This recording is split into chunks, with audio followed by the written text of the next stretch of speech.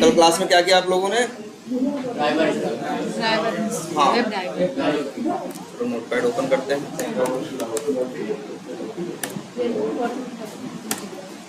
ठीक, तो अब बेसिक ऑटोमेशन सब लोग समझ रहे हो? मतलब जावा बेसिक यूज करना जानते हो, क्लास जानते हो, ऑब्जेक्ट जानते हो, स्टैटिक जानते हो, non static, parameter, return, variables, है ना? ठीक है, कौन कहाँ तक रहता है, कौन कब खत्म हो जाता है, ये सारी बेसिक बातें तुम जानते हो। ठीक है, अब हमें क्या करना है? अब हमें रियल ऑटोमेशन स्टार्ट करना है। अब पहली बात तो बताएं, अगर हमें रियल ऑटोमेशन करना है तो रियल ऑटोमेशन करने के 50 तरीके। रियल ऑटोमेशन का मतलब जब ऑटोमेटिकली तुम्हारा ब्राउजर क्या करे, ओपन होने लगे, उसमें यूआरएल हिट करने लगे, यूजर नेम डालने लगे, पासवर्ड डालने लगे, कुछ भी तुम हाथ से नहीं कर रहे हो, तुमने एक कोड लिख दिया, तुम सिर्फ अपना कोड रन करते हो, अपने आप को क्या करता है? ब्राउजर लॉन्च करता है। ठीक है, ब्राउजर लॉन्च मतलब ओपन करने को हम लोग वर्ड इस्तेमाल क्या करते हैं? लॉन्च करते हैं। ब्राउजर क्या करता है? लॉन्च करता है, यूआरएल उसमें हिट करता है मतलब ओपन करता है ना, सारे काम करता है। तो इसके बहुत तरीके, इस काम के बहुत से तरीके हैं, हम लोग कई और तरीकों से ऑटोमेशन कर भी सकते हैं। जैसे एक लैंग्वेज है, आप लोग जावा सीख रहे हो, याद रखना, एक लैंग्वेज जावास्क्रिप्ट, ये अलग लैंग्वेज। अगर आप चाहो तो जावास्क्रिप्ट के सहारे भी ऑटोमेशन कर सकते हैं। जावास्क्रिप्ट के सहारे भी किसी एप्लीकेशन का ऑटोमेशन कर सकते हो। कैसे एप्लीकेशन का? याद रखना एक वर्ड, ये मत भूलना भाई, वेब एप्लीकेशन। जो चीजें ब्राउजर पे चलती हैं उन्हें क्या बोलते हैं? वेब एप्लीकेशन ना। जैसे जीमेल है या ये है, जो कुछ तुम क्या करते हो, जैसे क्रोम ओपन किया, उसके अंदर कुछ भी ओपन किया, तो वो क्या है? Web application. तो एक वेब एप्लीकेशन को ऑटोमेट करने के लिए एक ऑप्शन क्या है? जावास्क्रिप्ट। हमें जावास्क्रिप्ट आती हो तो हम जावास्क्रिप्ट के थ्रू कोई भी एक एप्लीकेशन हो, वेब एप्लीकेशन हो, हम उसे ऑटोमेट कर सकते हैं। लेकिन इसमें कुछ समस्या है, वो ऑटोमेशन होगा तो बड़ा लेंदी होगा। ऑटोमेशन क्या होगा? वो बहुत लेंदी होगा, बड़ा कॉम्प्लिकेटेड होगा, उसे यूज करना, उस पर काम करना सबके बस की बात नहीं होगी। और इसके बाद जब तुम कुछ बनाते हो, कुछ भी बनाते हो कहीं भी, तो एक तो होती है चीज क्या, क्रिएट करना, या फिर एक यही वर्ड आता है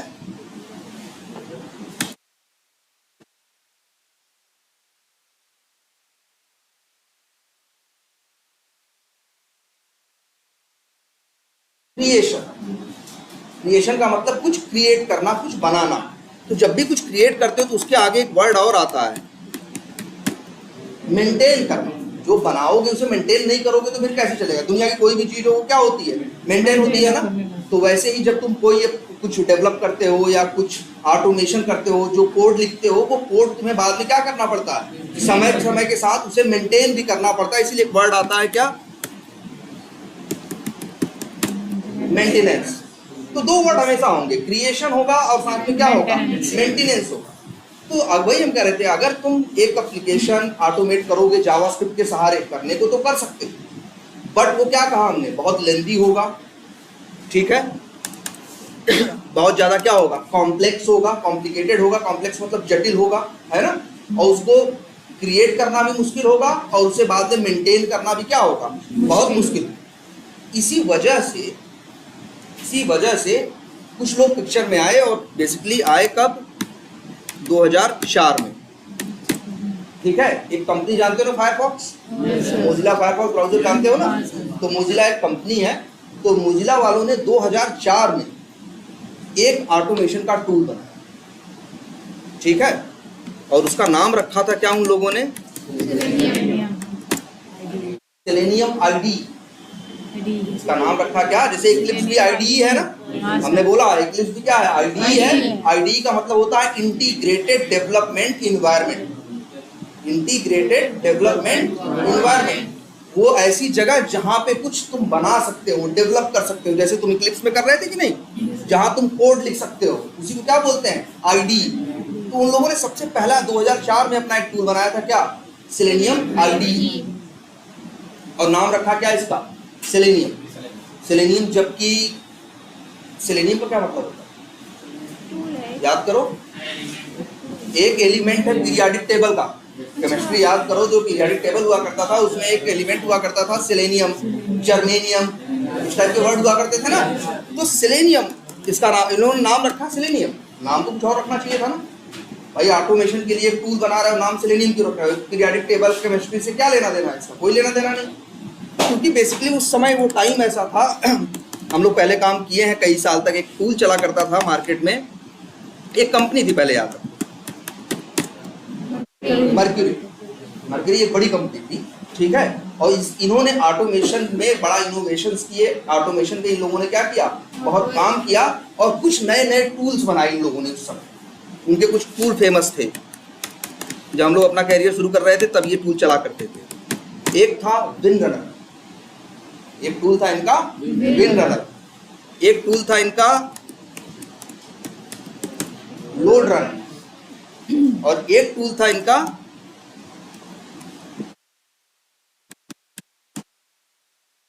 टेस्ट प्रोफेशनल। उन्होंने कहा नाम क्विक का मतलब जल्दी, जल्दी से टेस्टिंग करेगा, एक प्रोफेशनल टूल है जिसका नाम रखा था इन्होंने क्या, QTP। हम लोग शॉर्ट फॉर्म में क्या बोला करते थे, QTP। हमने खुद 4-5 साल इस पे काम किया।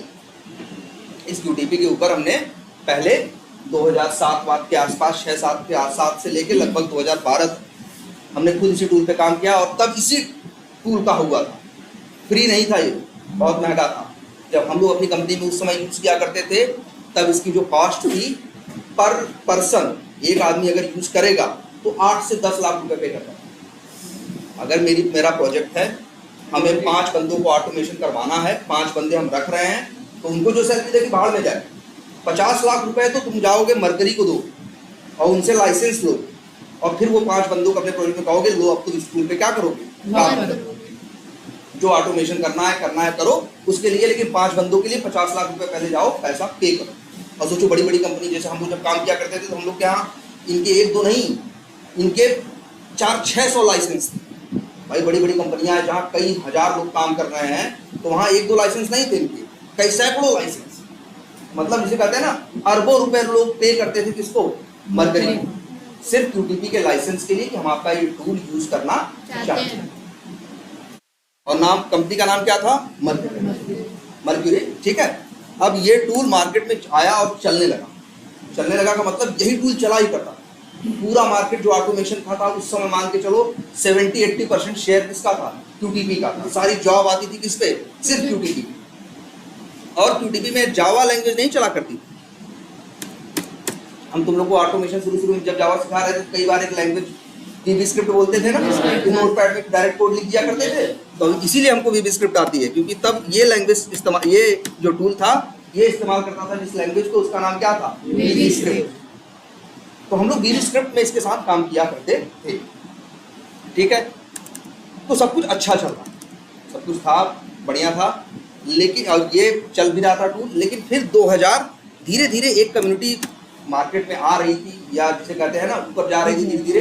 एक कम्युनिटी, पहले क्या था, सब लोग पैसे सेव करते थे। एक फील्ड आई थी क्या, ओपन सोर्स। जैसे जो मोजिला है, मोजिला फायरफॉक्स है, वो पैसे नहीं लेता, गूगल क्रोम पैसे नहीं लेता, लेकिन इंटरनेट एक्सप्लोरर लेता। क्या है मतलब, इंटरनेट एक्सप्लोरर कब मिलेगा तुमको, जब तुम वो लोगे, क्या कहते हैं, विंडोज लोगे। और विंडोज फ्री का है नहीं, 5000 रुपये पे करोगे तब तुमको विंडोज मिलता है, और विंडोज के अंदर तुम्हारा क्या होता है, इंटरनेट एक्सप्लोरर, ठीक है।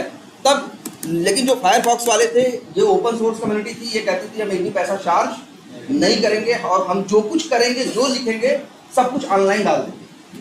जिसको जरूरत है इसको आगे और इस्तेमाल करे, अपने हिसाब से यूज करे, हम किसी से कुछ भी चार्ज नहीं करेंगे। तब इन्हीं 2004 में इन लोगों ने एक टूल बनाया, और इसका फिर जब टूल बना लिया तो फिर ये बात आई कि इसका नाम क्या रखा जाए। भाई जब कुछ बनाते हो तो उसको नाम भी रखना पड़ता है मार्केट के हिसाब से। तब उसी में किसी ने प्रपोज किया कि इसका नाम सेलेनियम रखा जाए। तो भाई लोग चौंके उस मीटिंग में कि क्या सेलेनियम का क्या मतलब। तो उसने ये लॉजिक दिया कि मरकरी जो है, हमारा मेन कंपटीटर मार्केट में कौन है, मरकरी। जो जिसका ऑटोमेशन में अभी दबदबा है पूरी तरह से, वो कौन है, मरकरी। और मरकरी एक टाइप का पॉइजन ह्यूमन बॉडी। मरकरी मतलब वही पारा, जो जानते नहीं, वो जो थर्मामीटर में होता है, जो थर्मामीटर के अंदर नहीं होता है, जो चढ़ता उतरता रहता है, हाँ। वो होने को तो अगर पारा ऐसी चीज होती है कि हाथ में ले लो तो ठोस रहेगा, हाथ भी नहीं भीगेगा, लेकिन है वो पानी जैसा। ठीक है। तो मरकरी ह्यूमन बॉडी के लिए क्या होता है, जहर का काम, पॉइजनस होता है उसके। लेकिन जब मरकरी किसी के बॉडी में चला जाता है समहाउ, तो उसके इलाज में यूज करते हैं इसका, सेलेनियम का।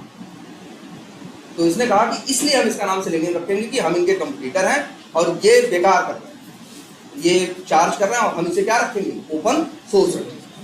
तब इन लोगों ने नाम क्या रखा है इसका, सेलेनियम आईडी।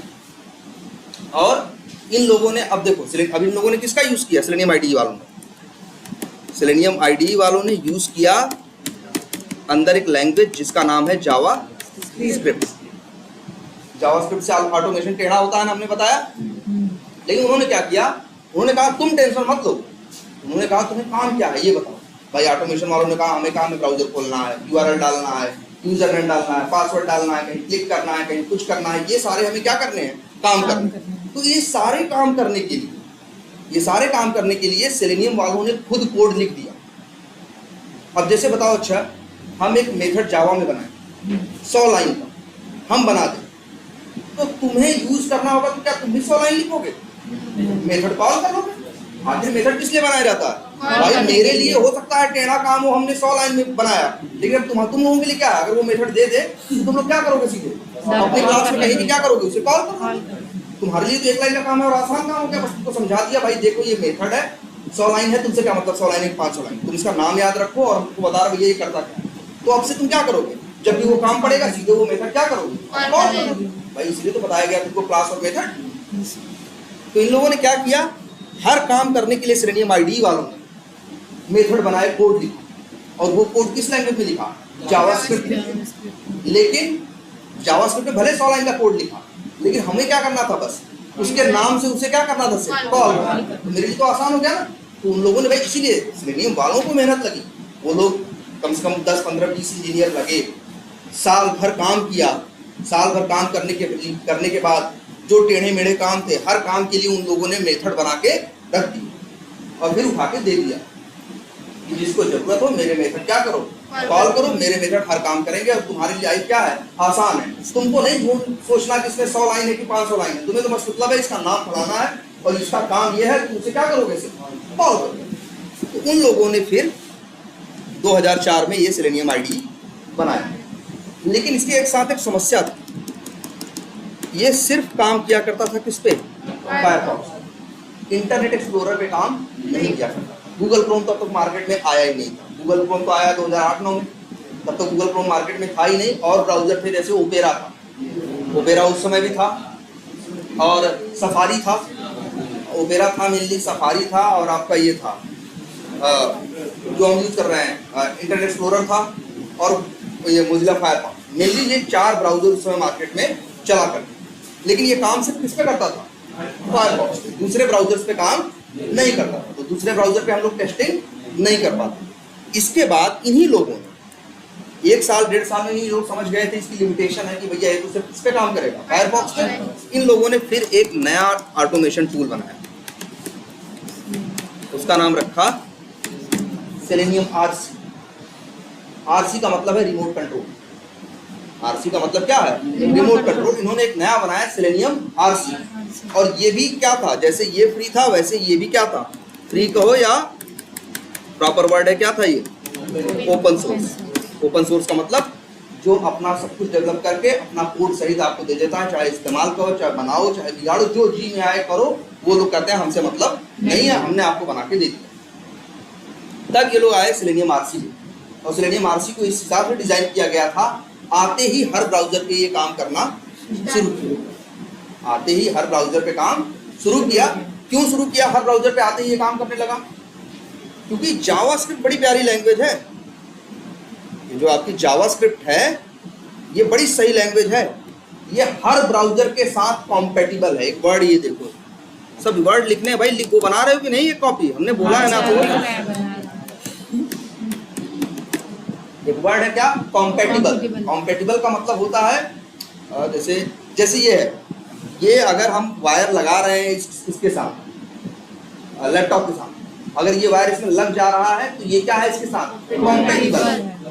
अब पता चला जैसे इस लैपटॉप में वो ना हो, क्या कहते हैं, सपोज करो इस लैपटॉप पे HDMI पोर्ट ना हो, तो HDMI केबल के साथ कहेंगे हम ये कॉम्पेटिबल नहीं। अगर HDMI पोर्ट है तो कहेंगे ये क्या है, कॉम्पेटिबल। कॉम्पेटिबल, जब कॉम्पेटिबल वर्ड आता है या कॉम्पेटिबिलिटी वर्ड आता है वो हमेशा दो चीजों के लिए आता है। जब दो लोग आपस में इंटरेक्शन कर पाती हैं दो चीजें तो कहते हैं ये क्या है, कॉम्पेटिबल है, और अगर नहीं कर पाती हैं तो कहते हैं कॉम्पेटिबल नहीं है। जावास्क्रिप्ट एक ऐसी लैंग्वेज थी जो हर ब्राउजर को सपोर्ट करती थी। जावास्क्रिप्ट हर ब्राउजर में काम किया करती थी। तो इन लोगों ने सेलेनियम IDE बनाया था किसके सहारे, जावास्क्रिप्ट के सहारे। तो बस वही सारा कोड उठा लिया सेलेनियम IDE वाला ही, और थोड़ा और दिमाग लगा के, ठीक है, इसको ऐसा बना दिया कि हर ब्राउजर पे ये चलना क्या हो गया, शुरू हो गया। जब हर ब्राउजर पे चलना शुरू हो गया तो सोचो उस समय मार्केट में कंपटीटर इसका कौन था, QTP, या ये वहाँ मरकरी का जो प्रोडक्ट था वो कौन था, QTP, ठीक है। और QTP, और ये बात कब की हम बात कर रहे हैं, 2006 की, ठीक है। QTP एक 10 लाख रुपए का टूल जो सिर्फ एक ही ब्राउजर पे ढंग से काम कर रहा था, और उसका नाम था इंटरनेट एक्सप्लोरर, जो तुम्हारे सिस्टम पे पड़ा हुआ, जो माइक्रोसॉफ्ट वालों का ब्राउजर है उसका नाम क्या है, इंटरनेट एक्सप्लोरर। इसी पे बस काम किया करता था QTP, 10 लाख का था। एक टूल आया सेलेनियम RC जो फ्री था और चारों ब्राउजर पे काम किया करता। सोचो एक चीज पेड है, पैसा लेके खरीद रहे हैं, और फिर भी वो काम क्या कर रहा है, एक ब्राउजर पे कर रहे हैं। और एक टूल ऐसा है जो फ्री है और फ्री होने के बावजूद भी चारों ब्राउजर पे काम कर रहा है। तो सीधी बात है, मार्केट में लोगों को इसमें इंटरेस्ट आया, लोग इसकी तरफ भागे, और सच्चाई ये थी कि QTP को बंद हो जाना चाहिए था और RC को क्या होना चाहिए था, मार्केट पकड़ लेना चाहिए था, लेकिन ऐसा हुआ नहीं।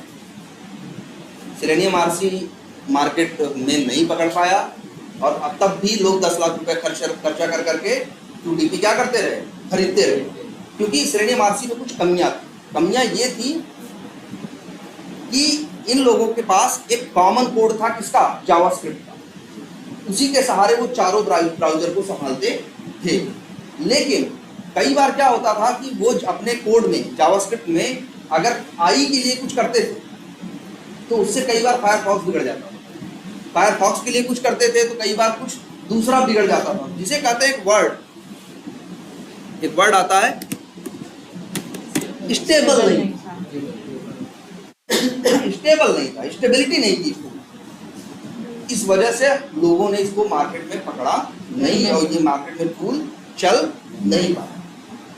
और ये बात समझ में आ गई सेलेनियम RC वालों, इसीलिए उसी टाइम, आई थिंक नाम तो भूल रहे हैं, शायद जेसन हगिंस थे जो सेलेनियम RC के डेवलपमेंट में थे। उस जेसन हगिंस ने ये कहा कि सबसे बड़ी जो ताकत है सेलेनियम की, वही उसकी सबसे बड़ी कमजोरी है।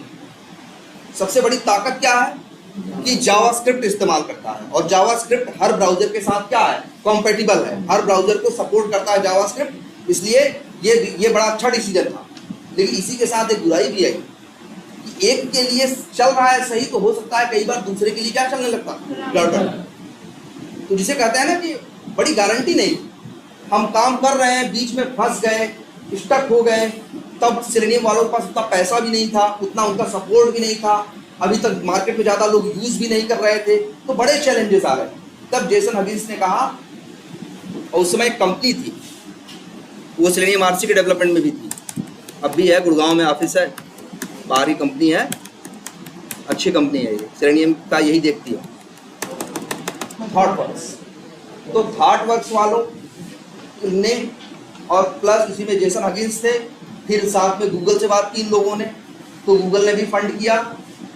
फिर इन लोगों ने ये प्लान बनाया कि हम टूल बनाएंगे, लेकिन हमारा टूल अब इस बार ऐसा होगा जो हर ब्राउजर के लिए, जिसे ये जो जावास्क्रिप्ट में हम कोड है ना, जावास्क्रिप्ट का कोड, इसके लिए एक वर्ड इस्तेमाल करते हैं, क्या मालूम है,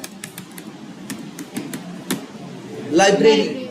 हम लोग कहते हैं जावास्क्रिप्ट की लाइब्रेरी। जावास्क्रिप्ट की लाइब्रेरी ही हम यूज कर रहे थे, और वही कहाँ आ रही थी काम, सबके काम आ रही थी। तब उन्होंने कहा जेसन हगिंस ने कि गलती यही है, हमें ये जावास्क्रिप्ट का मोह छोड़ना होगा, शुरू में मेहनत होगी, लेकिन हमें ऐसा करना चाहिए कि हर ब्राउज़र के लिए अलग अलग लाइब्रेरी बनाना चाहिए। पहले जो एक कॉमन लाइब्रेरी हर ब्राउज़र के लिए यूज हो रही थी, पहले इससे बात नहीं बनी। भाई जेसन अलिस ने ट्राई किया, कन्विंस किया, गूगल वाले भी कन्विंस हुए, थाटवर्क्स वालों ने, फिर लोग मिले 40-50 लोग, 30-40 लोग, और उसके बाद उसके ऊपर काम करना शुरू किया। तब 2008 में आई थी, 2008 या भूल रहे हैं, 9 में फरवरी में सेलेनियम ने एक नया टूल आया, इन्होंने लॉन्च किया, और उसका नाम क्या रखा? सेलेनियम वेब ड्राइव, जो आज तक चल रहा है, जो आज पिछले 12-14 सालों से चल रहा है। तब इन लोगों ने ये टूल बनाया सेलेनियम वेब ड्राइव, और इसके पीछे इनकी फिलॉसफी सिर्फ इतनी थी कि हर ब्राउजर के लिए हम एक नई अलग लाइब्रेरी बनाएं, जिससे एक में कुछ भी चेंजेस करें तो दूसरे पे फर्क नहीं पड़े। मान लो अगर एक ही कॉमन लाइब्रेरी जावास्क्रिप्ट है, वही चारों ब्राउजर के लिए बनी हुई है। अब मान लो किसी ने कहा कि यार मेरे आई पे ये दिक्कत आ रही, तो हमने अपनी जावास्क्रिप्ट की लाइब्रेरी को सही किया, फिक्स किया, किसके हिसाब से? आई के हिसाब से। लेकिन उसकी वजह से हो सकता है क्रोम का या फायरफॉक्स का काम क्या हो गया हो, बिगड़ गया। उन्होंने कहा यही तो समस्या है कि जो कॉमन लाइब्रेरी सबके लिए यूज कर रहे हो, ऐसा क्यों नहीं करते? हर ब्राउजर की अपनी एक अलग लाइब्रेरी हो। शुरू में इन्वेस्टमेंट ज्यादा होगा, शुरू में टाइम ज्यादा लगेगा, लेकिन हाँ ये ऑटोमेशन बना तो ये स्टेबल होगा और ये सक्सेस होगा। तब तुम्हारा ये सेलेनियम आईडी पिक्चर में आया 2009 की फरवरी में, और फिर जब ये आया तो 2012-13 तक आते आते उसने QTP को पीछे छोड़ दिया। धीरे धीरे अब QTP खत्म होने की कगार पे है, बहुत कम मार्केट उसका शेयर बचा है। अब तो QTP को उसने खरीद लिया है, उसी टाइम खरीद लिया था 2007-8 में। अब HP का है, अब इसका नाम किसका है? पहले मरकरी का था ना, मरकरी को ही खरीद लिया किसने? HP। HP का फुल फॉर्म क्या है? हेवलेट पैकार्ड, कुछ ऐसे नाम है उसका। हेवलेट पैकार्ड, ठीक है। HP ने तब इसको 2007 में खरीदा, ठीक है, और तब भी नाम QTP रहा। बाद में 2012-13 तक जाते जाते इन लोगों ने QTP को अपने हिसाब से थोड़ा क्या कर दिया, बदल दिया, और इसका नाम भी रख दिया क्या? अब आजकल दुनिया उसको UFT के नाम से जानती है, यूनिफाइड फंक्शनल टेस्टिंग टूल। इसका नाम क्या रखा है इन्होंने? Unified functional testing. इसलिए नाम क्या रखा? UFT। आज हम लोग क्या बोलते हैं इसको? UFT बोलते हैं, जो लोग यूज करते हैं। QTP नहीं बोलते हैं, क्या बोलते हैं इसको? UFT, क्योंकि HP वालों ने इसका नाम क्या कर दिया? बदल दिया। लेकिन ये टूल खत्म होता चला, आज इसका मार्केट शेयर बिल्कुल बहुत कम, और ये टूल इसने ग्रोथ करना स्टार्ट किया। और आज ऑटोमेशन के मार्केट में हर जगह सिर्फ जो जॉब्स देखो, सर्च करो, हर जगह एक ही वर्ड आता है, क्या? सेलेनियम। लेकिन क्या सेलेनियम आईडी नहीं, सेलेनियम RC नहीं, सेलेनियम वेब ड्राइव। तो सेलेनियम के 3 वेरिएंट हैं। पूछते हैं कई बार कितने वेरिएंट्स हैं सेलेनियम के, तो आप बताओगे 3 है। सबसे पहले आया था सेलेनियम आईडी, फिर आया था सेलेनियम RC, और फिर आया सेलेनियम वेब ड्राइव। उसमें से सेलेनियम RC आज के 10 साल 12 साल पहले ही क्या हो चुका है? बंद हो चुका है। लेकिन सेलेनियम आईडी आज भी जिंदा, सेलेनियम आईडी भी है और सेलेनियम वेब ड्राइवर भी है। लेकिन मार्केट में सेलेनियम आईडी जो है उतना यूजफुल है नहीं, इसलिए मार्केट में क्या चलता है? सेलेनियम।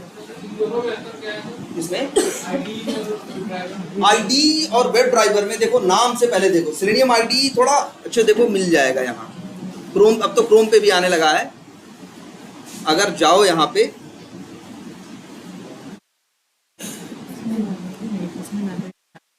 प्लगइन्स कहाँ है? एक मिनट,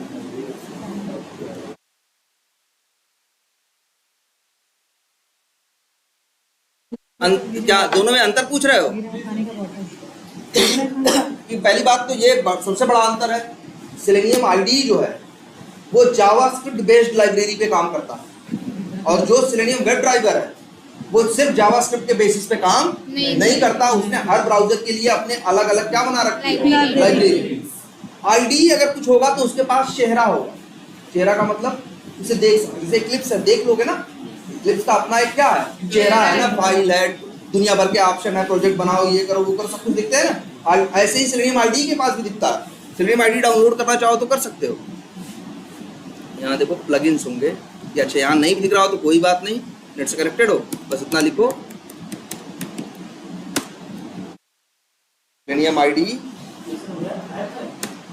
हाँ, इसे ऐप भी मत बोलो, इसके लिए वर्ड इस्तेमाल होता है प्लगइन। इसको क्या बोलते हैं? प्लगइन बोलते हैं। ये देखो यहाँ खोलो,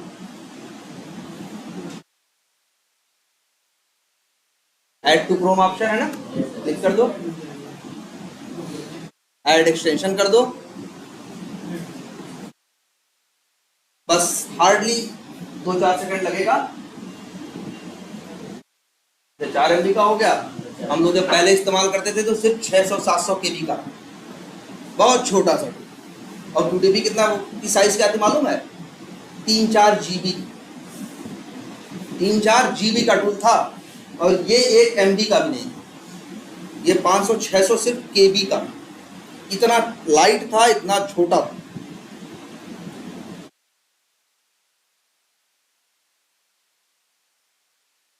हाँ हाँ, किसको? सेलेनियम वेब ड्राइवर वालों को क्या फायदा होता है? ठीक है, तो सेलेनियम वेब ड्राइवर वालों को ये फायदा होता है। बनाया किसने? सेलेनियम वेब ड्राइवर वालों ने। वो भी एक कंपनी है, उसके पास भी एम्प्लॉई है, उसका भी कोई मालिक होगा, उसने डाला, बना के फ्री में डाल दिया, टूल मार्केट में चलने लगा, अब लोग उस पर काम करवा रहे हैं ना। अब बताओ, मेरे पास पैसा हो, हमें सेलेनियम पे कुछ करवाना हो, तो सबसे बेस्ट कौन है कंपनी दुनिया में? जिस भाई ये हार्टवर्क्स वाले, जिन्होंने सेलेनियम क्या किया है, खुद ही बनाया है। तो इनको काम मिलना शुरू हो जाए, और बहुत काम मिलेगा, पैसा उनको वहां से आ जाएगा। ऐसे जावा भी क्या है, जावा जब से ओरेकल ने खरीदा तब से लाइसेंसिंग की बात कर दी। जावा पहले सन माइक्रोसिस्टम्स का था, और जावा हमेशा से क्या रहा? Open source. उसको कहा, सन माइक्रोसिस्टम जब बिकी थी, कई लाख करोड़ की कंपनी थी सन माइक्रोसिस्टम्स को। आई थिंक हाँ, गूगल वालों ने तो खरीदा नहीं, सर इसने ओरेकल वालों ने। तभी बाद में उन्होंने जावा, अब देखो जावा पे आता है जब ओरेकल लिखा होता, पहले ओरेकल नहीं लिखा रहा करता था। पहले किसका प्रोडक्ट था? सन माइक्रोसिस्टम्स का। उन्होंने कभी पैसा चार्ज नहीं किया, लेकिन लाखों करोड़ की कंपनी थी वो।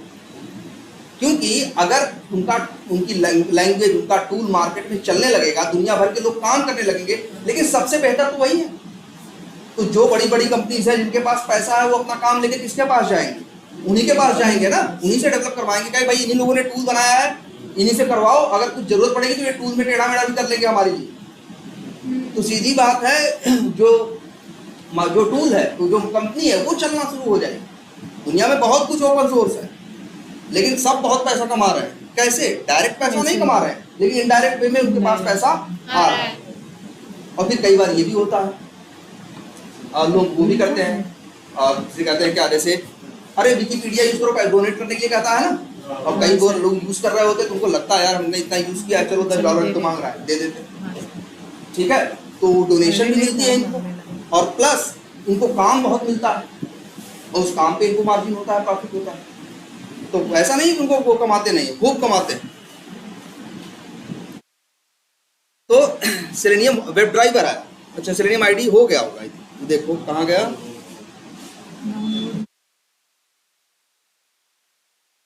ये है ना, ये सेलेनियम आईडी, यही जो छोटा सा सामने खुला नहीं, ये खुला, ये ऊपर लिखा है सेलेनियम आईडी, यही सेलेनियम आईडी। इसके थ्रू भी ऑटोमेशन किया जा सकता है। इसको आईडी बोला जा रहा है, क्यों? क्योंकि इसके पास चेहरा है कि नहीं। देखो देखो, ये सब कुछ दिख रहा है। प्रोजेक्ट का नाम दे दें, सपोज करो, मान लो गामा प्रोजेक्ट, इसमें प्रोजेक्ट बनता है। बेस यूआरएल, कौन सा एप्लीकेशन ऑटोमेट किया जाए? सेलेनियम HQ.org, या कोई भी कर सकते हो, flipkart.com कर सकते हो। हाँ बिल्कुल, आ गया ना, खुल गया। अब यहाँ क्या करें,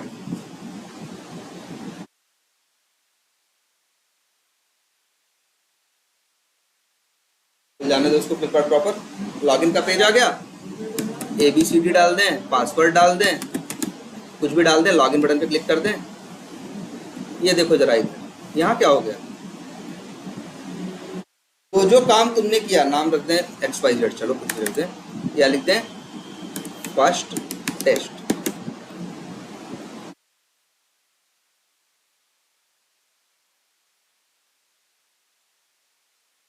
ये देख रहे हो, ये टूल था, इसे आईडी बोलते हैं क्योंकि उसके पास सारे ऑप्शन है ना, इक्लिप्स की तरह।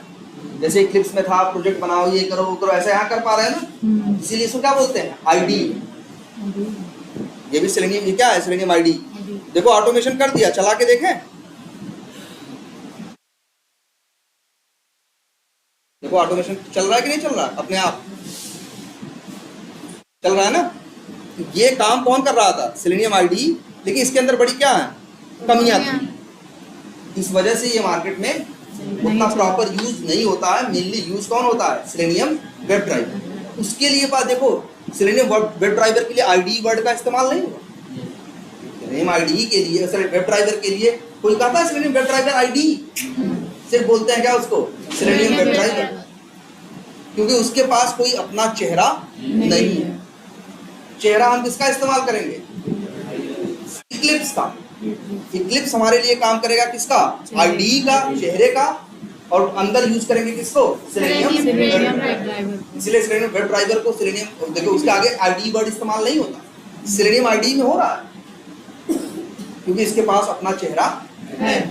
यहाँ पे ये देख रहे हो, कुछ ये जो लिखा गया है, ये 4 लाइन 6 लाइन है ना, ये कोड लिखा गया है, ये कोड हमने लिखा।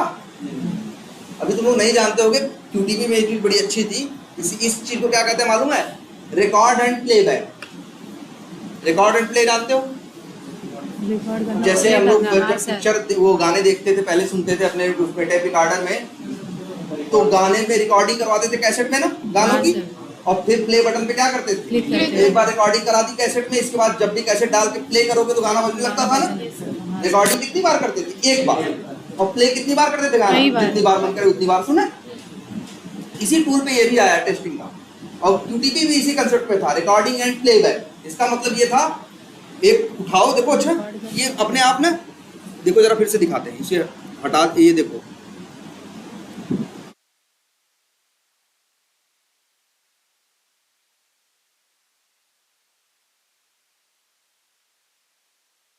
ये देखो,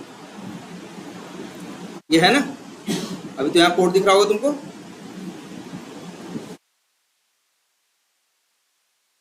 खाली देखो एक बटन दिख रही है सबसे राइट साइड में जहाँ माउस है, देखो REC लिखा हुआ है, रिकॉर्डिंग। शॉर्टकट में लिखा है क्या, रिकॉर्डिंग। क्लिक करो जरा, एक ब्राउजर खुल गया, flipkart.com क्या हो गया, खुल गया। अब हम यहाँ कुछ भी कर रहे हैं, ABCD लिखें, यहाँ पे XYZ जो भी पासवर्ड है मेरा लिखें, लॉगिन बटन पे क्या करें, क्लिक करें, तो देखो क्या हुआ, यहाँ लाइन आ गई कि नहीं, बोलो, यहाँ कुछ कोड आया कि नहीं अपने आप। सर आ गया। तो जब रिकॉर्डिंग करोगे तो ये टूल क्या करेगा, जो तुम्हें टेस्ट करना है, रिकॉर्डिंग बटन पे क्लिक करो और जो टेस्ट करना है करो, अपने आप ये क्या कर लेगा, तुम्हारे किए गए काम को रिकॉर्डिंग कर लेगा।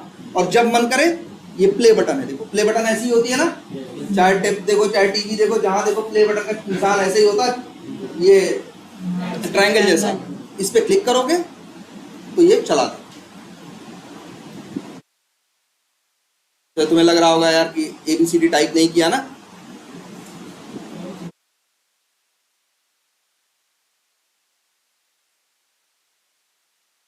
नहीं टाइप किया ना,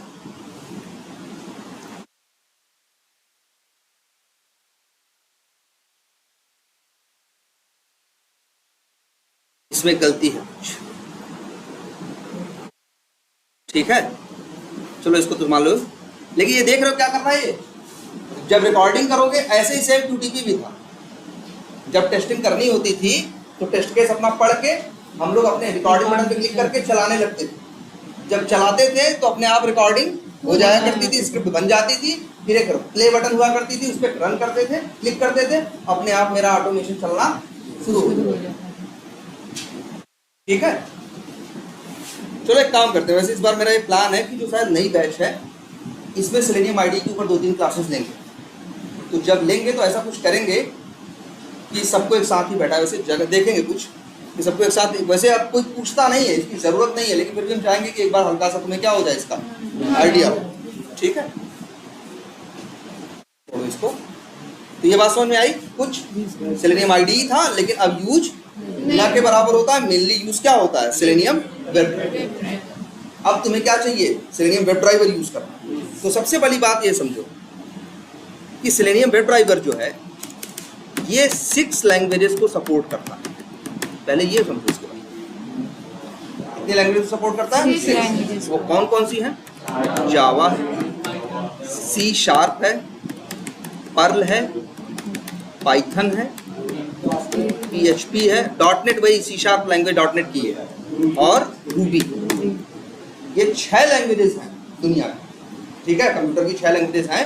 इन 6 लैंग्वेज में जो लैंग्वेज तुम्हें आती हो उस लैंग्वेज के सहारे तुम किसी एप्लीकेशन को ऑटोमेट कर सकते हो, ठीक है? तो सेलेनियम वेब ड्राइवर ये पूछते हैं कई बार कि सेलेनियम वेब ड्राइवर कितनी लैंग्वेज को सपोर्ट करता है? बताओगे 6। और वो यही है, Java, C sharp, Perl, Python, PHP, Ruby.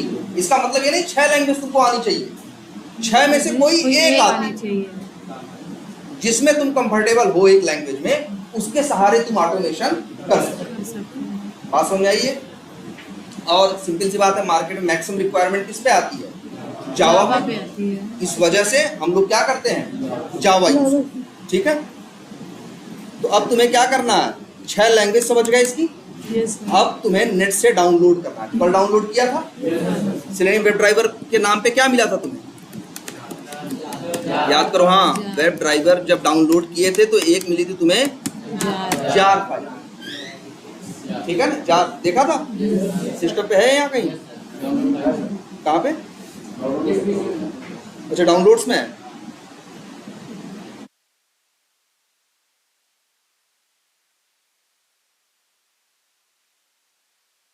यही ना? बस इसी की तुम्हें जरूरत है। यहाँ रख दे रहे हैं, सामने दिखाइए। कितनी साइज है? 23.5 MB का है टोटल। पहले ज्यादा था, पहले हम लोग यूज कर रहे थे तो पहले 32-34 MB तक था। अब धीरे धीरे कम करके इन्होंने और उसको ऑप्टिमाइज किया। अब कितना है? सिर्फ 23.5 MB का छोटा सा दिख रहा है आपको? तो यही यूज, लेकिन अब देखो ये यूज कब करोगे?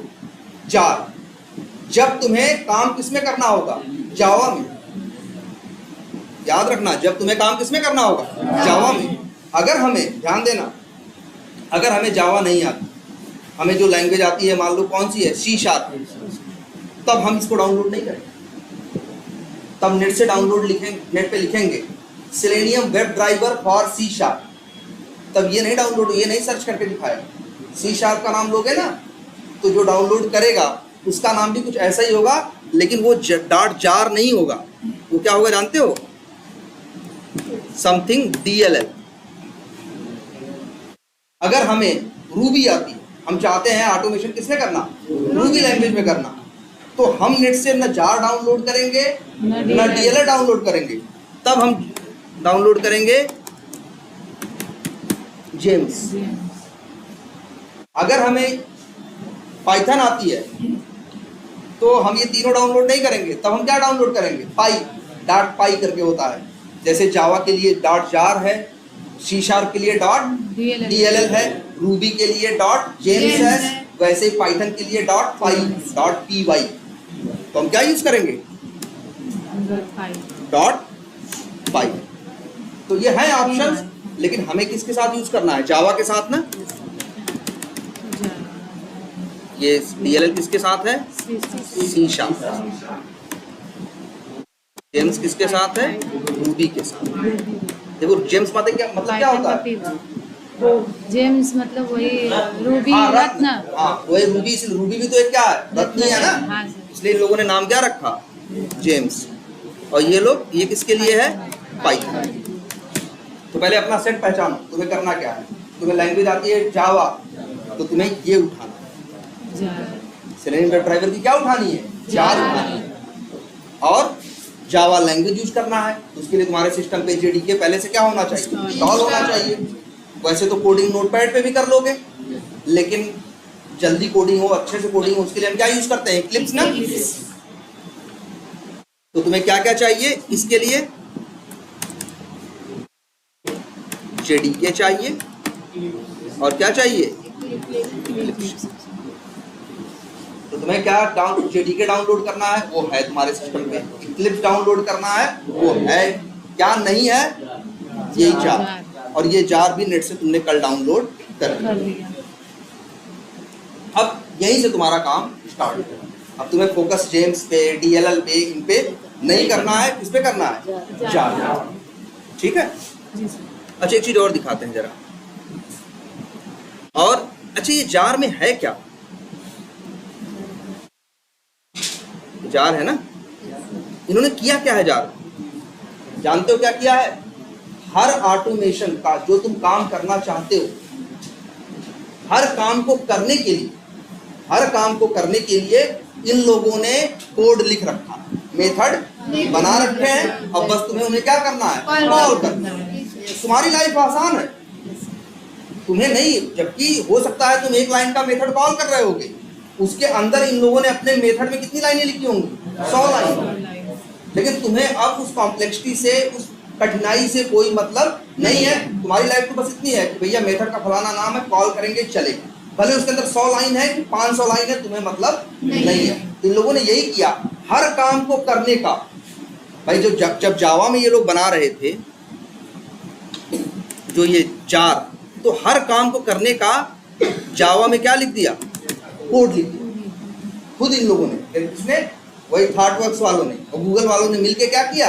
हर काम को करने के लिए कोड लिख दिया जावा। अब कितना कोड लिखा? ऑटोमेशन में बहुत काम था तो बहुत कोड लिखा। 23 MB सिर्फ कोड है। सोचो कितना कोड होगा। हजारों क्लासेस बनाई, 50,000 मेथड बनाए, हजारों क्लासेस बनाई, 50,000 मेथड बनाए और कम से कम 20 लाख लाइन का कोड लिखा। ठीक है। तब तैयार हुआ तुम्हारा कौन? ये सेलेनियम वेब ड्राइवर की जार, जो तुम्हें लग रहा है 23.5 MB की है ना।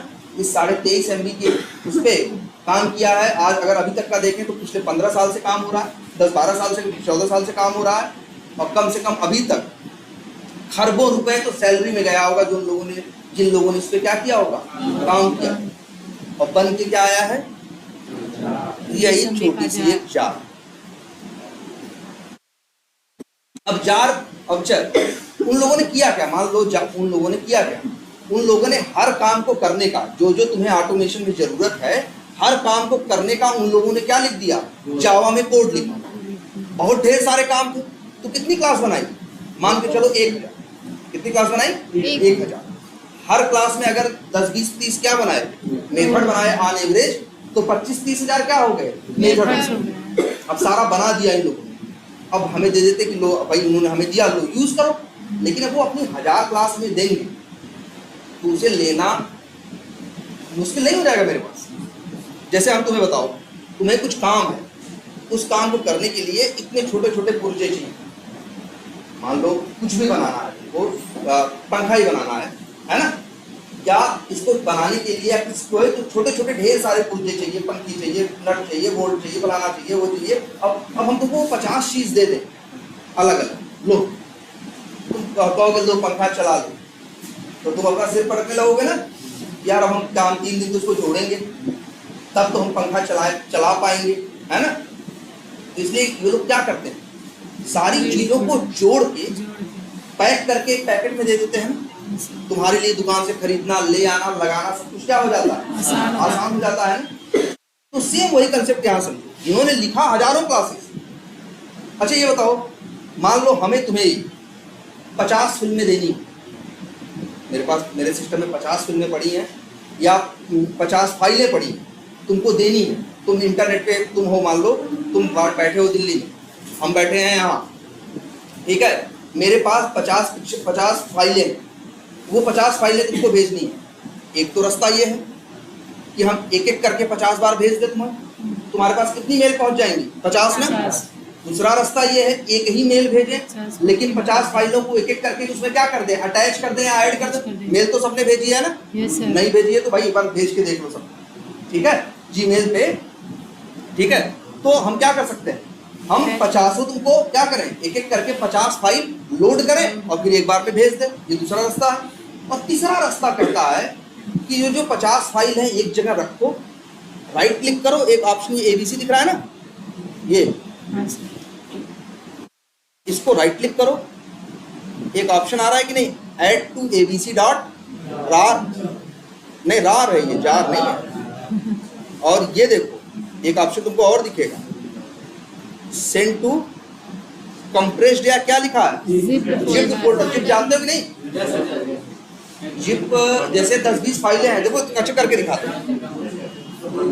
ये देख, अभी ABC में कितनी फाइलें हैं, देखो 4 है ना। और तुम्हें अभी हमें तुम्हें देना हो तो क्या करेंगे, हमें मेल पे भेजना है तो हम क्या करेंगे, मेल पर पहले मेल खोलेंगे, तुम्हारा नाम लिखेंगे, फिर इन 4 फाइलों को क्या करेंगे, अपलोड करेंगे एक एक करके। लेकिन अगर हम चाहें तो राइट क्लिक करें, एक ऑप्शन होता है जिप का, send to compress zip folder. ये आ गया कि नहीं, वही ABC है ना। अब एक बन गया, इसके अंदर 4 थे ना, और सब कुछ इसी के अंदर आ गए। अब हमें भेजना होगा ना, बस यही एक फाइल अपलोड करके भेज देंगे और तुम्हारे पास पहुंच जाएगा। हमने तुमको जिप करके भेजा है, तुम क्या करोगे, अनजिप कर देंगे। जिप मतलब ढेर सारों कंप्रेस करके दबा के, जैसे जिप का मतलब कहाँ से, जैसे है नहीं, हमें अपने 10 कपड़े डालने हैं, हम क्या करते हैं, बैग में भर भर के, वैसे तो इतनी जगह ले रहे हैं मेरे 20 कपड़े, लेकिन बैग में ठूस के भर दिया तो इतने बड़े बैग में आ गया कि नहीं, और फिर चैन मार दी, वही तो जिप है। तो अब तुमको देना आसान है ना, वैसे 50 कपड़ा देंगे हाथ में।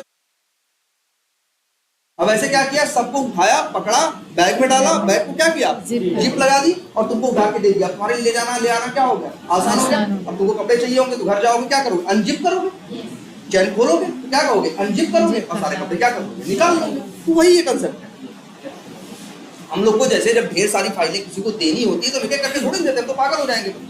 या जैसे अभी देखो, जो तुम्हारे सीनियर्स हैं, जो जिनका सिलेक्शन हो रहा है, और सब जो अपने उनसे बोलते हैं ना, यार वो भेजो, अपने डॉक्यूमेंट्स भेजो। डॉक्यूमेंट्स क्या मांगते हैं, Aadhaar card, PAN card, high school की मार्कशीट, इंटर की मार्कशीट, ग्रेजुएशन की सारी मार्कशीट, है ना, और बैंक स्टेटमेंट। अब 10-12 चीजें मांग रहे हैं, 15 चीजें ना, तो हम 15 मेल थोड़ी करते हैं, या 15 चीजें लोड थोड़ी करते हैं। 15 चीजों को पहले एक फोल्डर में रख देते हैं, और फिर राइट क्लिक करके उसे क्या कर देते हैं, सेंड टू करके क्या कर देते हैं, ये कंप्रेस्ड जिप फोल्डर। तो क्या हो जाता है, उनको जिप करके एक फाइल मिल जाती है, और वही जिप फाइल हम नेट से कंपनी को भेज देते हैं। जो कंपनी में HR है वो मेल खोलता है, उसको डाउनलोड करता है, और जिप को क्या करता है, अनजिप, और सारी उसके साथ 5 फाइलें आ जाती हैं। जैसे ये देखो, हम यही दिखा रहे हैं, ये माई जावा वर्कस्पेस है ना। अब इसमें कितनी ढेर सारी फाइलें हैं बताओ, बहुत कुछ है यार, दुनिया भर की चीजें हैं ना इसके अंदर। ये कैसे आया, इन्होंने बनाया होगा ना एक वर्कस्पेस। जैसे इन्होंने अपने सिस्टम पे एक वर्कस्पेस बनाया जिसका नाम क्या है, माई जावा वर्कस्पेस। राइट क्लिक किया, सेंड टू किया, और क्या है, कंप्रेस्ड जिप्ड फोल्डर। देखो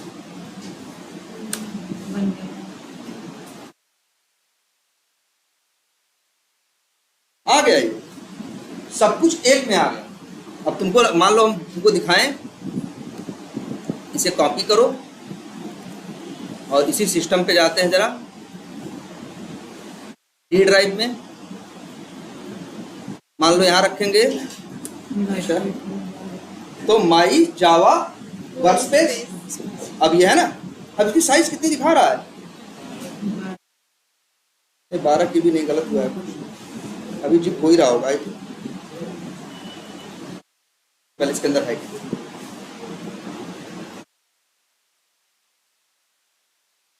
चलो अच्छे जो भी है, हाँ ठीक है। ये देखो है ना, अब ये देखो, इसे इसकी साइज छोटी हो गई। अब इसे हमें यहाँ फिर से ओपन करना होगा, तो राइट क्लिक करेंगे, क्या करेंगे, वो अनजिप करने का ऑप्शन कहाँ से आएगा, वैसे एक्सट्रैक्ट का ऑप्शन होगा, एक्सट्रैक्ट हियर कर दो। आ गया कि नहीं, इसके अंदर सब कुछ वही दिखने लगा कि नहीं दिखने लगा, है ना। इसे बोलते हैं क्या, जिप और अनजिप।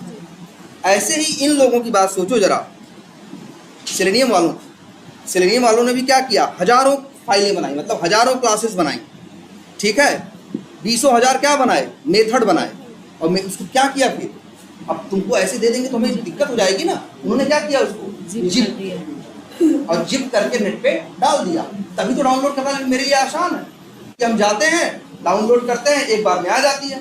अब सोचो वो 1000 फाइल अपलोड किए होते नेट पे, तब तो हम एक एक करके 1000 फाइल डाउनलोड करते हैं। हम तो 3 दिनों तक डाउनलोड करते, 4 दिन तब हम ऑटोमेशन छूट करते। जाता है।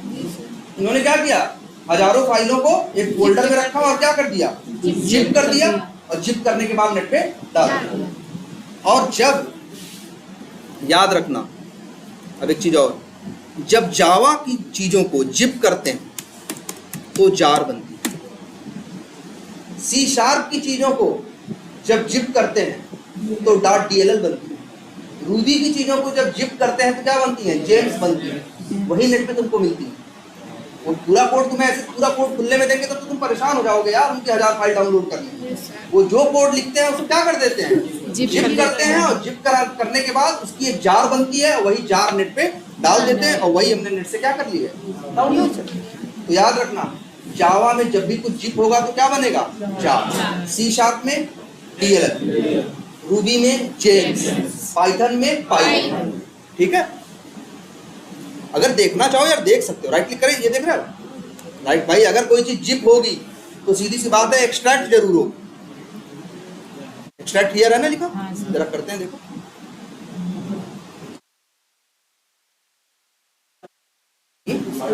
ये अनजिप हो रहा है।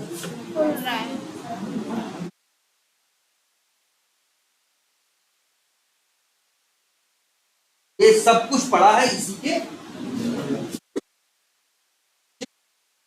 लेकिन जिप करके एक बना के नेट पे डाल दिया था। अगर तुम देख, वैसे हमें अनजिप करने की जरूरत नहीं है, लेकिन फिर भी तुमको दिखाना चाह रहे हैं कि आखिर इसके अंदर है क्या।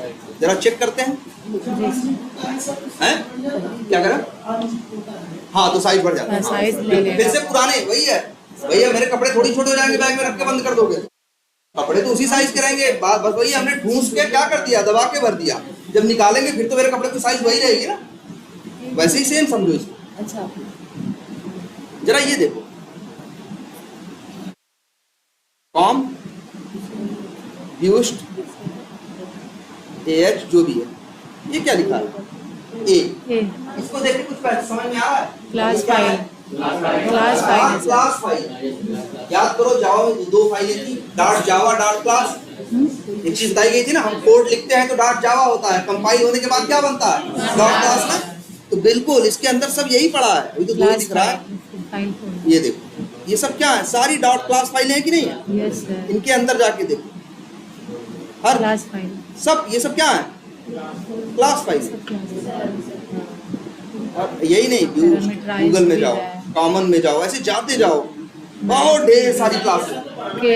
बिल्कुल नहीं बनाना, बिल्कुल। ये तो हम बस में दिखा रहे हैं, ये समझो। ये क्या है, .class है ना, ये क्या है, .class फाइल है ना। .class फाइल क्या होती है, वो ना कंपाइल होने के बाद बनती है।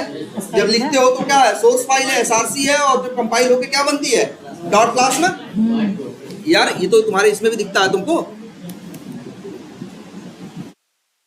यार देखो SRC में तुम्हारी क्या होती है, .java होती है ना, और एक साथ में बगल में कौन होता है, बिन होता है ना, और बिन में क्या होती है, .class होती है ना। तो सोर्स में कोड लिखते हैं, कंपाइल होके कहाँ जाता है, बिन में जाता है ना। और रन कौन सा कोड होता है, सोर्स का कि कंपाइल वाला, कंपाइल वाला। सोर्स वाला कोड कभी रन नहीं होता है। सोर्स वाला कोड तुम लिखोगे तो JDK जो जावा का कंपाइलर है वो उसे कंपाइल करेगा, और JRE जो है रन करता है किसको, कंपाइल फाइल को। सोर्स फाइल कभी रन नहीं होती है, रन हमेशा कौन सी फाइल होती है, कंपाइल फाइल। तो जानते हो, एक तरह से देखो इन लोगों ने क्या किया, इन लोगों ने, अब समझो इन लोगों ने क्या किया। एक प्रोजेक्ट इन्होंने क्या किया, जावा में कोड लिखा, कोड लिखने के बाद हजारों क्लासेस बनाई, हजारों मेथड्स बनाए। उन मेथड्स को क्या किया, फिर कंपाइल किया, और कंपाइल करने के बाद जो कंपाइल फाइलें थी उनको क्या किया, जिप किया। जिप किया, क्या बन गई, जार बन गई, और वही जार नेट पे डाल। ये सब क्लासेस हैं, यही सब हमें यूज करनी है, जो यहाँ दिख रही है।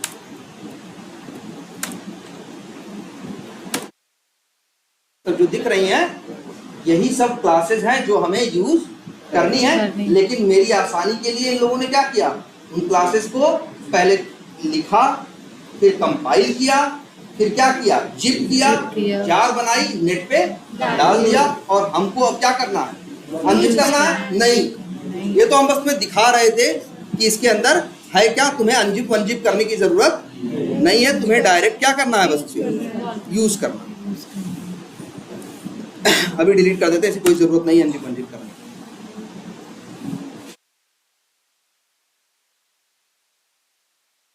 समझ में आया? Yes sir. जार के अंदर क्या है, ढेर सारी सारी क्लासेस, classes, हर काम को classes करने के के लिए method। क्लास और मेथड बने पड़े हैं। अब वही हमें तुम्हें सिखाना है कि किस काम के लिए कौन सी क्लास है, किस काम के लिए कौन सा मेथड है, वही तुम्हें सीखना है। तुम्हें ये बनाना नहीं है, ये तो सारी मेहनत उन्होंने खुद कर रखी है, सेलेनियम वालों ने बना के और जार बना के नेट पे डाल दिया और तुमसे कहा इस्तेमाल करना है तो डाउनलोड करो और क्या करो, यूज करो। आई बात समझ में इतनी? Yes sir. अब आ जाते हैं, अब ऑटोमेशन किया जाए। फिर क्या है उसके अंदर, क्लासेस हैं और मेथड्स। अभी तक तुमने भी यूज किसका किया, क्लासेस का और मेथड का। इन लोगों ने भी क्या बना रखी है, क्लासेस और मेथड, और वही तुम्हें अब क्या करने हैं, यूज। कोई कंफ्यूजन इसमें? अब लेकिन नंबर, चलो अब तो ये हो गई, जार तो मेरे सिस्टम पे आ गई, जार मेरे सिस्टम पे आ गई। इसका मतलब ये नहीं है कि जार हम इस्तेमाल कर सकते, ठीक है? अब वही जैसे गेहूं खेत में आ गया, इसका मतलब नहीं हम जाके खा सकते, हम नहीं ना, उसमें से गेहूं जो है जो भी है, गेहूं अगर खेत में पड़ा है मेरा, मान लो ट्रैक्टर आया उसकी दवाई कर दिया, पड़ा है, तो हम खाने नहीं लगेंगे ना, उसको ले आएंगे घर पे पकाएंगे, तब क्या करेंगे, खाएंगे ना। तो ऐसे ही सेम यहाँ देखो, जार डाउनलोड करने से तुम्हारी समस्या सॉल्व नहीं हुई है। अब तुम्हें इस जार के अंदर क्या है, क्लासेस और मेथड्स, इन्हें तुम्हें यूज करना है ना। तो पहले अपने प्रोजेक्ट को बताना पड़ेगा कि ये जार तुम्हारी है और ये जार यहाँ रखी है। अभी इसको थोड़ी ना पता है, सिस्टम पे तो सैकड़ों चीजें पती रखी है ना, इसको थोड़ी पता कौन मेरा और कौन तुम्हारा। इसी वजह से कल आई थिंक बताया भी गया होगा, ये प्रोजेक्ट है, तो प्रोजेक्ट जार तब तक काम की नहीं होती। हमने राइट क्लिक किया गया होगा कल, याद करो, बिल्ड पाथ किया गया होगा, कॉन्फ़िगर बिल्ड पाथ किया गया होगा, याद आया? सर ऐड टू बिल्ड नहीं बताया गया था? ऐड टू पाथ था। अच्छा, ऐड टू पाथ डायरेक्टली कर दिया। हाँ, ये भी अच्छा ऑप्शन है कि यहीं से, लेकिन हाँ ऐड टू पाथ तभी चलेगा जब जार तुम्हारे प्रोजेक्ट के अंदर रहे। जार प्रोजेक्ट के अंदर है? नहीं है भाई, जार कहाँ है, डेस्कटॉप पे है। हाँ, अगर हम इस जार को कॉपी करें, फोल्डर में डाल दे या ऐसे ही ऐसे सीधे बाहर डाल दिया। अब ये मेरे प्रोजेक्ट के अंदर आ गई कि नहीं आ गई? अब राइट क्लिक करोगे इसके ऊपर तो एक ऑप्शन आएगा बिल्ड पाथ, और क्या आएगा, add to build path. Click कर देंगे तो ऐड हो जाएगा। लेकिन इसके लिए क्या जरूरी है, तुम्हारी जार तुम्हारे प्रोजेक्ट के अंदर होनी चाहिए। मान लो हम प्रोजेक्ट के अंदर नहीं रखना चाहते, हम कहाँ रखना चाहते हैं, डेस्कटॉप पे, तब हम क्या करेंगे, राइट क्लिक करेंगे, फिर बिल्ड पाथ में जाएंगे। अब देखो कहाँ राइट क्लिक कर रहे हैं, ध्यान से देखना, प्रोजेक्ट पे। इसके पहले राइट क्लिक कहाँ किया था, जार पे। अब कहाँ कर रहे हैं, प्रोजेक्ट पे राइट क्लिक किया, बिल्ड पाथ किया, और कहाँ है, कॉन्फ़िगर बिल्ड पाथ। और यहाँ ऑर्डर एंड एक्सपोर्ट है ना, ये मत देखो, लाइब्रेरीज देखो। क्या देखोगे, लाइब्रेरीज। तो याद है ना, right click, build path, configure build path, और फिर क्या, लाइब्रेरीज। इसको क्या बोलते हैं जो ऊपर है, ना ये जो ऊर लिंक को बोलते क्या, टैब। क्या बोलते हैं, टैब। कहेंगे लाइब्रेरीज टैब में जाएंगे। कहाँ जाएंगे, लाइब्रेरीज टैब में जाएंगे, ठीक है। इसके बाद यहाँ क्लास पाथ पे क्लिक कर देंगे, और फिर यहाँ एक ऑप्शन है, क्या है, ऐड एक्सटर्नल जार। क्लिक करें और ये डेस्कटॉप पे जाएं, यही है ना जार, ऐड हो गई जार। तो या तो जार को प्रोजेक्ट में रख लो तब भी ऐड कर सकते हो, या कहीं भी सिस्टम पे पड़ा है तब भी ऐड कर सकते हो। और हटाना हो तो क्या करोगे, right click, build path, configure build path, इसको यहाँ सेलेक्ट करो और यहाँ क्या कर दो, हट गया। अब क्या हो गया, हट गया। और वैसे सबसे अच्छा तरीका यही है कि जो जार है कहाँ रखो, तो सब लोग यही फॉलो करना, इसका रीजन भी आगे हम बताएंगे कि कहाँ रखना, सीधे प्रोजेक्ट के अंदर ऐसे, और राइट क्लिक करो। सबसे आसान ऑप्शन है, चाहो तो ऐड टू बिल्ड पाथ कर लो और डायरेक्टली क्या हो गया ये ऐड हो। ऐड हो गया। अच्छा, जरा एक चीज और देखते हैं।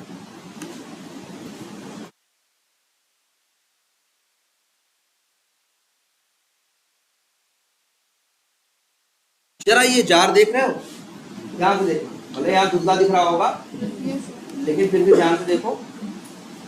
ये इसके आगे कोई निशान है? नहीं है, मतलब एक पन्ने जैसा बना हुआ है, कोई अलग से ऐसा कोई निशान नहीं है। ये जार अभी मेरे प्रोजेक्ट के अंदर तो है, लेकिन मेरे प्रोजेक्ट के साथ अटैच्ड या लगी हुई नहीं है। मैं अगर अपने प्रोजेक्ट में हम जार रख दें, इससे मेरी जार काम वेब ऑटोमेशन बेसिक्स, उसके अंदर हमने क्या रखा है, सेलेनियम सर्वर 3.0 डॉट जार। अभी ये काम की नहीं है।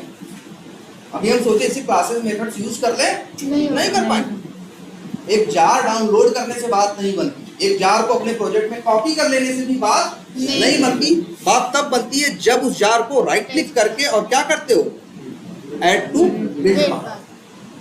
अब जरा देखो कर रहे हैं तो क्या हो रहा है। यहाँ देखो छोटा सा चिन्ह आ गया होगा ना,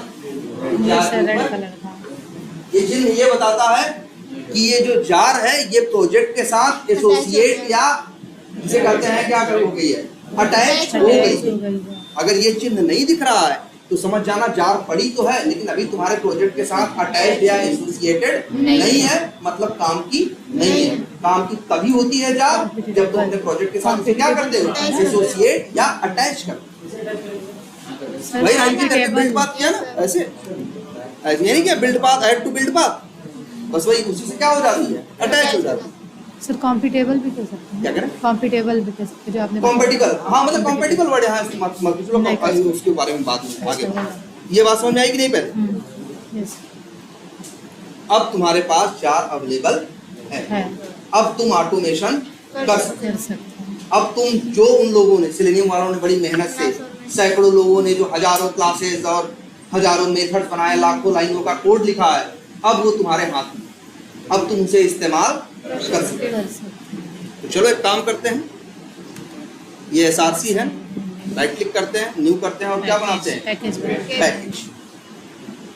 ठीक, अब पैकेज का क्या करना होगा, नाम लिखना होगा। भाई पैकेज बनाते हैं ना, तो चलो क्या रख दें, लिख देते हैं कॉम या ऐसे लिख देते हैं। चलो वैसे अक्सर ये तरीका बताया गया है कि नहीं कॉम वाला, नहीं अच्छा रहने दो। हमने क्या नाम रखना था भाई, वेब ड्राइवर के बेसिक्स वाली चीजें सीख रहे हैं। डॉट और आज की डेट क्या है, 5 अगस्त। अच्छा 5 अगस्त ना, 5 अगस्त 5 अगस्त है, तो लिख देते हैं AUG 52022। ठीक है, या डॉट का मतलब तो जानते हो ना, पैकेज में एक फोल्डर के अंदर दूसरा फोल्डर बन जाता है, फोल्डर बन जाएगा। अब यहाँ आओ, देख लो, याद कर लो, अच्छे फिर से याद दिला दें। जब हमने डॉट लगाया है ना, देखो वेब ड्राइवर एसआरसी के अंदर क्या बना, वेब ड्राइवर बेसिक्स, उसके अंदर AUG 52022, क्योंकि यहाँ पे एक फोल्डर के अंदर दूसरा फोल्डर बन गया ना, इसे क्या बोलते हैं, चाइल्ड फोल्डर या सब फोल्डर ना, याद करो। तो वेब ड्राइवर बेसिक्स डॉट का मतलब क्या होता है, एक पेरेंट होगा और एक क्या होगा। अब यहाँ राइट क्लिक करके न्यू करते हैं और क्या बनाते हैं, क्लास। ठीक, अब क्लास का नाम रखते हैं, सपोज करो कुछ भी रख सकते हैं, चलो लिख देते हैं वेब ड्राइवर बेसिक्स, कुछ भी रख सकते हैं, नाम XYZ ABCD कुछ भी रख सकते हैं। और जानते हो मेन मेथड चाहिए होता है भाई, चलाना है तो हो गया ना। अब इतनी स्टार्टिंग सब लोग कर लेंगे। जार डाउनलोड करना, जार को डाउनलोडेड तो है, बस आपको प्रोजेक्ट में रखना है, राइट क्लिक करके ऐड टू बिल्ड पाथ करना है, वो ऐड हो जाएगा। ऐड हो जाने के बाद अब यहाँ तुमको उसकी अब क्या है, जार के अंदर क्या है, क्लासेस और मेथड, अब तुम्हें उन्हें यूज करना है। बात समझ में आ गई सब? अच्छा, तो क्लासेस, लेकिन एक बात बता दें, एक चीज और डाउनलोड करवाई गई होगी। Sir Chrome driver. बिल्कुल याद करो, नहीं लिख देते हैं कमेंट डाल के, Chrome driver dot exe। Download करवाई गई थी ना, कहाँ रखी है इसमें? अच्छा, डाउनलोड्स में है।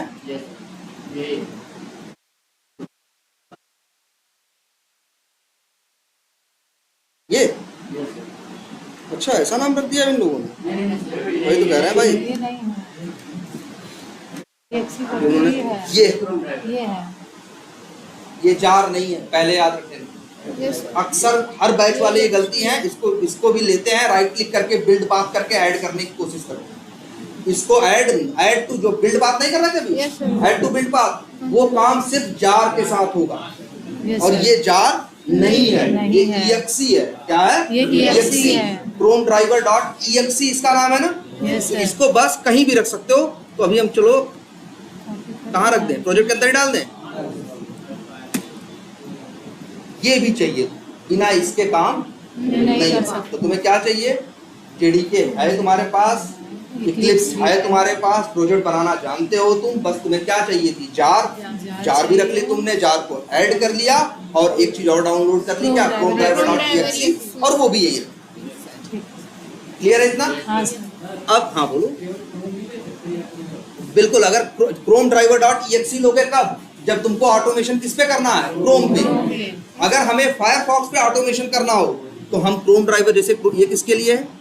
क्रोम ड्राइवर, ये क्रोम ब्राउजर, क्रोम ब्राउजर पे ऑटोमेशन करना है तो क्या चाहिए?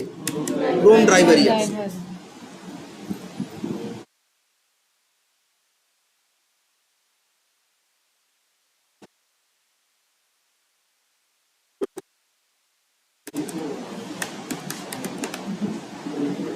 Gecko driver. इसका नाम क्या है? फायरफॉक्स के लिए चाहिए क्या? Gecko driver. गेको। अब आजकल ये 4 साल से नाम है इसका, 5 साल से गेको ड्राइवर। 4-5 साल पहले इसका नाम क्या था मालूम है? Firefox driver dot exe। जैसे ये क्रोम ड्राइवर डॉट exe है, 5 साल पहले क्या हुआ करता था इसका नाम? Firefox driver dot exe। लेकिन 4-5 साल पहले इन्होंने नाम बदल के क्या कर दिया? Gecko driver. Gecko driver. हाँ, ना ना ना ना, जो तुम क्रोम डाउनलोड करके अपने सिस्टम पे क्रोम ब्राउजर चलाते हो वो अलग चीज है। ये है सिर्फ ऑटोमेशन के लिए। अगर क्रोम पे ऑटोमेशन करना है और सेलेनियम के सहारे, तब तुमको जरूरत पड़ेगी किसकी? Chrome driver dot exe।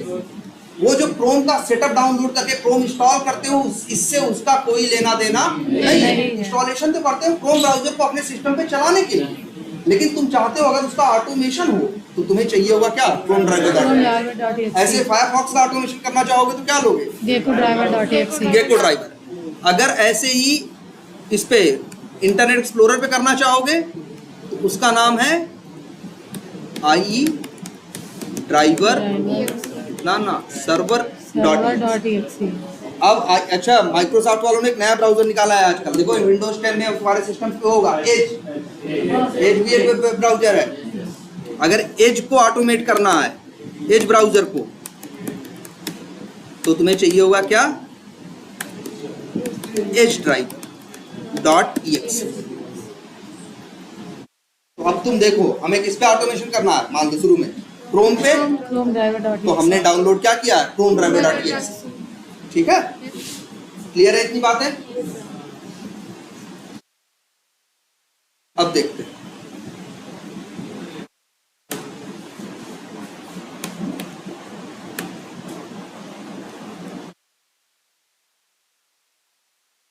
अब हमें ऑटोमेशन स्टार्ट करना है। तो याद रखना, ऑटोमेशन का पहला रूल क्या है? अगर क्रोम पे ऑटोमेशन करना है, किसी पे भी करना है, तो सबसे पहले लिखोगे एक लाइन, कल बताई गई थी, सिस्टम डॉट। तो यहाँ पे अच्छी ये बताओ, सेट प्रॉपर्टी क्या है? सिस्टम क्या है? क्लास है ना। Yes sir. क्योंकि अगर ऑब्जेक्ट होता तो न्यू सिस्टम लिखते हैं ना। अगर हम किसी क्लास का नाम लिख के डॉट लगाते हैं तो मतलब हम क्या यूज कर रहे हैं? क्लास है। और जब क्लास का नाम लिखते हैं तो क्या चीजें आती है? स्टैटिक ना, नॉन स्टैटिक नहीं आती। जरा देखो ध्यान से, यहाँ जितनी चीजें आ रही होंगी सबके ऊपर ऐसे लिखा है स्टैटिक है। हाँ सर। सिस्टम क्लास है। हाँ, ये ऑब्जेक्ट हमने नहीं बनाया है। ऑब्जेक्ट बनाएंगे तो क्या मिलेगा? स्टैटिक नॉन स्टैटिक दोनों। और अगर क्लास का नाम लिखोगे तो क्या मिलेगा? स्टैटिक। तो सिस्टम एक क्लास का नाम है। मेरी बनाई हुई क्लास ये नहीं है, अब ये याद रखो। अब हम बहुत सी क्लासेस यूज करेंगे जो मेरी ही बनाई हुई नहीं है। ये कहाँ से आ रही है? जार के अंदर से। ये सिस्टम क्लास कहाँ रखी है? जार के अंदर। अब चीजें सब कुछ कहाँ रखी है? जार के अंदर। तो अब हम तुमको ये तुमको सिखाना है हमें कि किस क्लास, किस काम के लिए कौन सी क्लास है। तो सिस्टम एक क्लास है, सबसे पहले इसका यूज कर रहा है। और उसके पास स्टैटिक मेथड है। अब एक मेथड है जिसका नाम हमने क्या बताया? मेथड तो बहुत है, तुम्हारे काम का मेथड कौन है? दो है, सेट प्रॉपर्टीज भी है, प्रॉपर्टी भी है। प्रॉपर्टी उठाना है, प्रॉपर्टीज नहीं उठाना है। और यहाँ पे कितने पैरामीटर है? दो।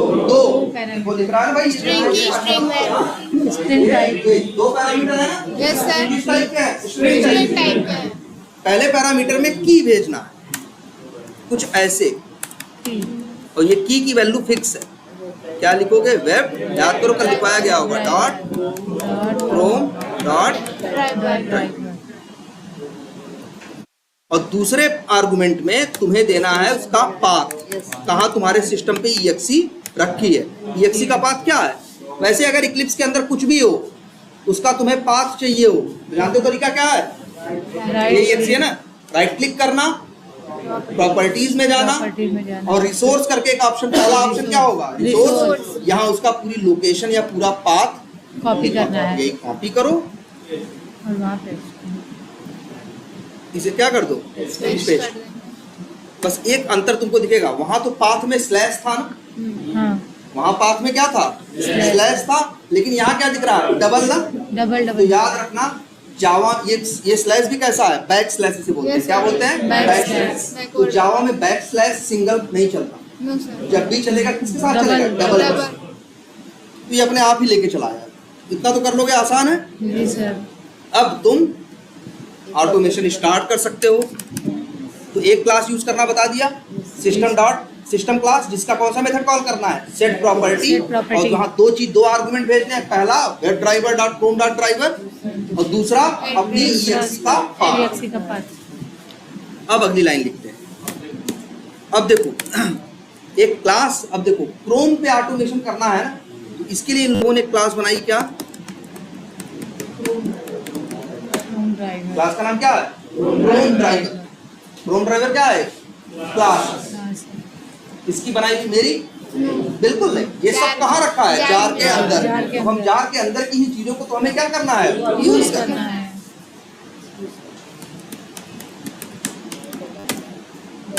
क्रोम ड्राइवर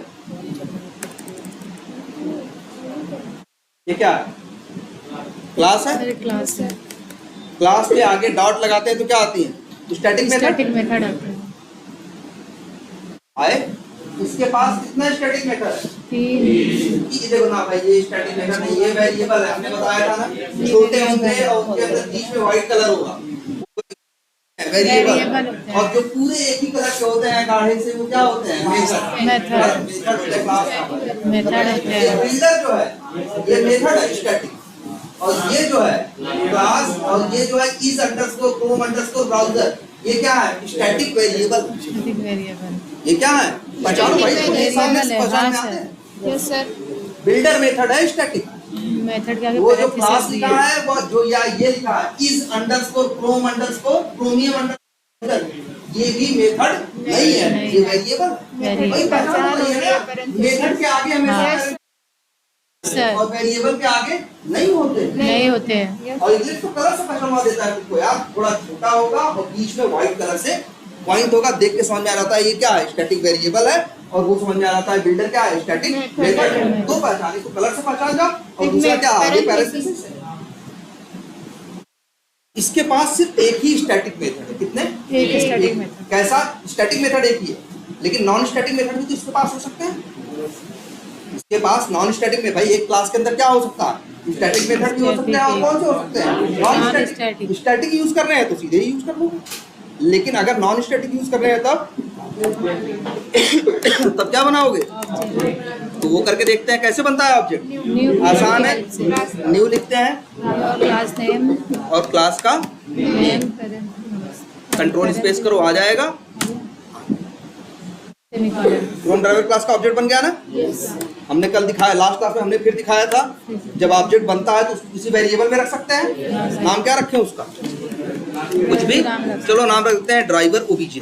क्या नाम रखा हमने? Driver OBJ. एरर दे रहा है, क्यों? क्योंकि क्लास का नेम नहीं लिखा है, टाइप नहीं। हमने ऑब्जेक्ट बनाया, अच्छी बात है।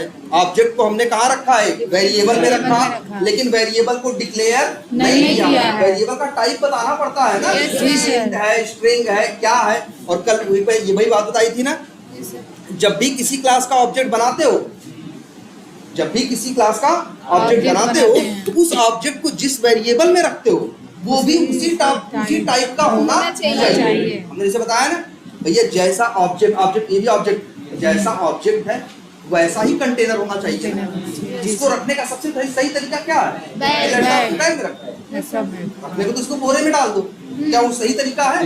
नहीं है। तो जावा ये चीज अलाउ, जावा हमेशा ये कहता है जैसी चीज हो उसको रखने वाला भी वैसा ही होना चाहिए। ऐसा नहीं चीज कुछ है उठा के कहीं और रख दे रहा, अब ऐसे लिख दो, बिल्कुल जावा गुस्सा हो जाएगा, कहेगा ये कर क्या रहे हो? ऑब्जेक्ट बना रहे हो क्रोम ड्राइवर क्लास का, रख रहे हो वेरिएबल में, वेरिएबल का टाइप बता रहे हो स्ट्रिंग, चीज कुछ है और रख कहीं किसी चीज में रहे हो। ये देखो सामान अलग है और बैग अलग है, ये कौन सी बात है? जैसा सामान वैसा ही बैग, वैसा ही कंटेनर, वैसा ही वेरिएबल। बस बहुत आसान सा तरीका है।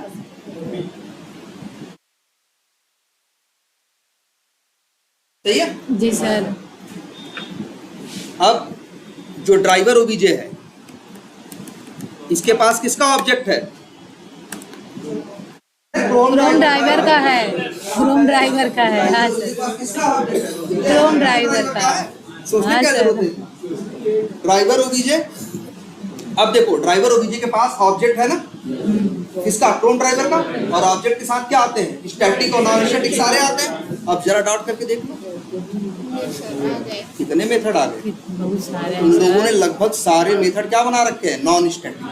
कभी देखो क्लास का नाम लिख के डॉट लिखे, दो ही एक ही बिल्डर मेथड दिखाई दे रहा था, और मेथड दिखाई नहीं देती, और मेथड स्टैटिक थे ही नहीं। सारे मेथड इन्होंने क्या बनाए थे? Non static. तब जब ऑब्जेक्ट बनाया तो देखो सारे दिख रहे हैं। कितने? मेरे ख्याल से कितने भी कम होंगे, 30 अरे 50 से कम नहीं होंगे। कम से कम कितने मेथड है? 50 मेथड है। क्लियर है इतना? अब इन मेथड्स को तुम क्या कर सकते हो? अपने काम के हिसाब से कॉल कर सकते हो। अब जब तुमको भाई ब्राउजर, हम क्या करते हैं? पहले ब्राउजर खोलते हैं भाई, हम तुमसे कहें फ्लिपकार्ट पे टेस्टिंग करो, या तुमसे कहें किसी भी एप्लीकेशन पे क्या करो? टेस्टिंग करो। फ्लिपकार्ट पे टेस्टिंग करो तो पहले क्या करोगे तुम भाई? अरे पहले ब्राउजर खोलोगे, फिर इसके बाद उसमें यूआरएल डालोगे ना, flipkart.com इंटर मारोगे तब खुलता है। तो ये काम यहाँ करना है। तो अब तुम्हें हर चीज मेथड के सहारे करनी है। हर चीज के लिए क्लास और मेथड बने पड़े हैं। तो मेथड देखो, क्रोम ड्राइवर क्लास के अंदर एक मेथड है जिसका नाम क्या है? गेट। सबसे टॉप पे देखो, आर्गुमेंट में क्या भेजना है? स्ट्रिंग। स्ट्रिंग फॉर्मेट में क्या भेजना है? यूआरएल। तो बस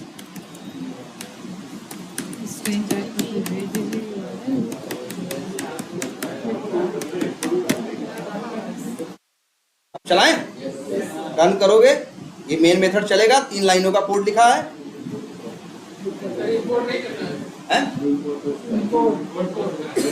इंपोर्ट, अच्छा इंपोर्ट तो अगर पूरा टाइप के होते तो इंपोर्ट करते।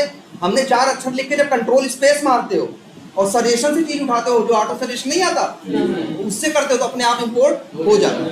अब पूरा टाइप करोगे तो नहीं होगा, तब फिर एरर देगा। राइट कर्सर ले जाओगे तो कहेगा क्या कर लो, हमें इंपोर्ट कर दो। खुल गया ना? Yes sir. इतना क्लियर है ये? अब एटलीस्ट बेसिक चीज जान गया हो सब लोग। अच्छा हमें एक छोटी सी बात और बताओ, कंस्ट्रक्टर तुमको बताया गया है कि नहीं? Yes sir. बताया गया है ना? जी सर। चलो अच्छा, तो चलो आज इतने पे स्टॉप करते हैं। बस इतना करना, कल की क्लास से पहले रिंकू सर ने जब कंस्ट्रक्टर बताया होगा तो कुछ वीडियो है उसकी, तो उसको प्लीज सब लोग देख के आओ, ठीक है?